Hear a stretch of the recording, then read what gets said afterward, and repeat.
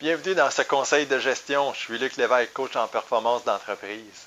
Ce dont je vais te parler dans le cadre de ce conseil, c'est que la plupart des entreprises embauchent en fonction de la compétence, mais congédient sur l'attitude. Ce qu'on recommande à nos clients, c'est d'embaucher en fonction de l'attitude. L'attitude ne se transfère pas, la compétence se transfère.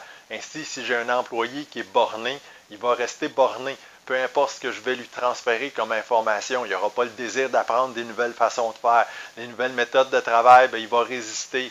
Fait que déjà, en partant, on peut voir que l'attitude fait en sorte que cause des différents problèmes chez les entreprises. Fait que c'est pour ça que la plupart des entreprises embauchent en fonction de la compétence et congédient sur l'attitude.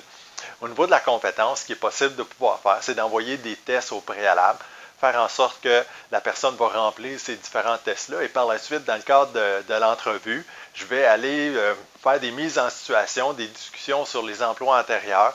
Même au niveau des références, il y a la possibilité de pouvoir faire ça aussi par la suite.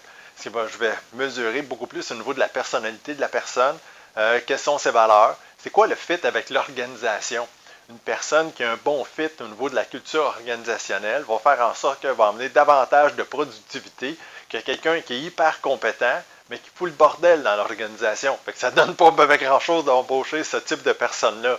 Fait que si je résume, c'est vraiment important d'axer l'entrevue au niveau de la personnalité, parce que l'attitude ne se transfère pas, la compétence se transfère, et ainsi de suite, ça va faire en sorte que ça va améliorer de façon vraiment importante la productivité de votre entreprise.